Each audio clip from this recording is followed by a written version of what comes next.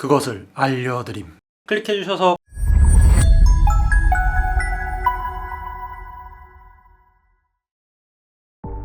과거에는 우리에게 익숙하지 않은 단어였지만 최근 들어서 많이 쓰이게 된 단어가 있습니다. 바로 드론이라는 단어죠. 드론이라는 단어는 불과 10년 전까지만 하더라도 거의 군사적인 용도로만 사용이 되어서 일반인들은 잘 모르는 단어였습니다.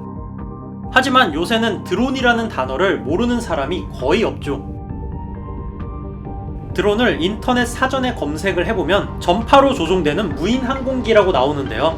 참고로 저는 약간의 항공기 밀떡 기질도 가지고 있어서 이 드론이라는 용어를 10년 전부터 알고 있었는데 이때만 해도 일반인들은 드론이라는 용어를 거의 알지 못했습니다. 일반적으로 무인으로 조종되는 비행체는 그 형태에 상관없이 드론이라고 부를 수가 있는데 사실 대부분의 사람들 머릿속에 있는 드론의 이미지는 대부분 이런 이미지죠. 이러한 드론의 특징을 보면 보통 4개 이상의 프로펠러를 사용을 하고 동력으로 전기에너지를 사용하는 게 대부분입니다.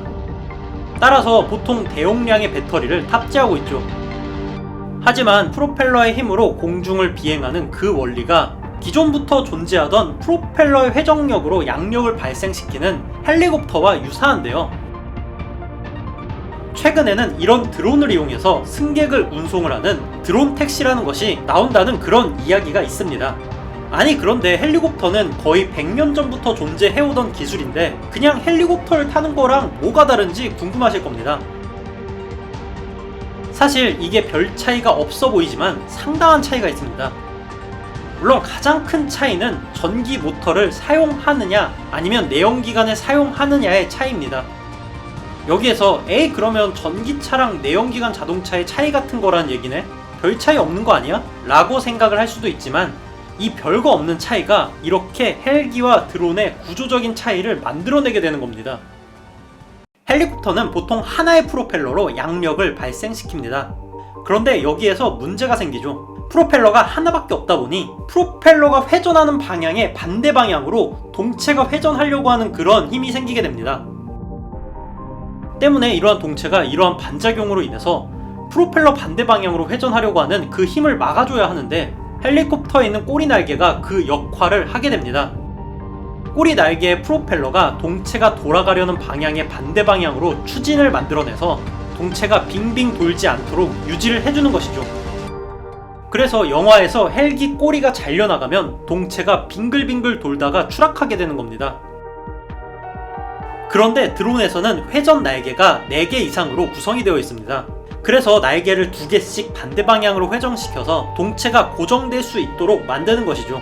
그러면 아니 헬리콥터도 저렇게 꼬리 날개를 달지 말고 드론처럼 만들면 되는 거 아니야? 라고 할 수가 있는데 사실 이게 이번 영상의 핵심입니다. 왜 그렇게 안 되는지 제가 알려드리겠습니다. 지금까지의 설명을 들어보면 헬리콥터의 방식은 드론에 비해서 굉장히 비효율적인 것처럼 보입니다. 하지만 그럴 수밖에 없는 이유가 드론은 동력으로 전기 에너지를 사용을 하고 헬리콥터는 내연기관을 사용한다는 아주 사소해 보이는 차이에서 비롯됩니다. 내연기관은 너무나도 구조가 복잡하기 때문이죠. 전기차를 보더라도 내연기관 차에 비해서 구조가 굉장히 단순합니다. 반면에 내연기관차는 8기통 엔진에 흡기, 배기 라인 거기다 냉각수에다가 이런 것들 보기만 해도 굉장히 복잡하죠. 그런데 헬리콥터의 경우 고작 프로펠러를 돌리기 위해서 이렇게 복잡한 내연기관 라인들을 구축을 해야 합니다. 거기에다가 공중에 띄우기 위해서는 에너지가 훨씬 더 많이 필요한데 말이죠. 미니카랑 드론이랑 비교를 해보면 드론이 배터리를 비교도 할 수 없이 많이 잡아먹듯이 자동차와 헬리콥터의 관계도 비슷합니다. 그런데 거기다가 무겁고 효율이 떨어지는 복잡한 내연기관을 단 엔진을 여러 개나 배치를 한다? 이거는 그냥 화물을 띄우기 위한 헬리콥터가 되는 게 아니라 내연기관을 띄우기 위한 헬리콥터가 될 겁니다. 반면에 드론은 전기 모터를 사용하고 구조는 단순합니다. 따라서 프로펠러를 여러 개 달아도 부담이 없어지는 것이죠. 그래서 헬리콥터처럼 프로펠러를 중앙에 하나만 쓰고 동체 회전을 막기 위해서 길게 꼬리 날개를 만들어서 또 쓸데없는 프로펠러를 달 이유가 없는 것이죠. 애초에 강력한 전기모터 하나보다 조금 약한 전기모터 여러 개가 더 유리하기도 하고요. 따라서 헬리콥터와 드론의 가장 큰 차이는 결국 동력이 내연기관이냐 전기냐의 차이인데, 이 차이로 인해서 생기는 효율성의 차이가 너무나도 커서 서로 형태가 달라지게 되는 겁니다.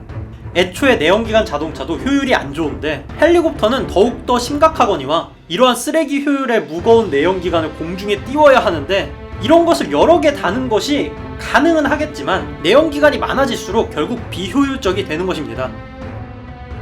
번외로 영화 아바타에 보면 판도라 행성에서 사용하는 항공기는 우리가 알고 있는 내연기관 항공기의 구조와 차이가 있습니다. 이건 대체 왜 이럴까요? 사실 제가 아바타 영화를 좋아하는 것이 이런 디테일함인데, 판도라 행성은 설정상 지구보다 중력이 작고 대기압이 더 높은 행성입니다. 이런 조건에서는 양력을 얻기가 더욱더 쉬워지므로 실제로 이러한 형태의 항공기가 더 효율적일 수도 있습니다. 내연기관의 효율이 여전히 쓰레기긴 하지만 낮은 중력과 높은 양력으로 인해서 내연기관 무게에 대한 부담이 덜어지기 때문입니다. 그럼 제 마지막으로, 이번 영상의 주제는 대체 왜 이러냐? 너는 드론 택시 찬성파냐? 라고 물을 수도 있는데요. 사실 저는 그런 거 안 탈 거라서 잘 모르겠고, 이러한 댓글이 배댓이 되는 데다가 싫어요도 연계인 걸 볼 때, 과학 얘기를 진짜 더 많은 사람들한테 해줘서 제발 제가 댓글을 읽는다고 하더라도 편안해질 수 있도록 과학적인 사고가 일반화됐으면 좋겠다는 그런 생각이 한번 만들어봤습니다. 아무데나 막 앉는다는 게 그럼 이만.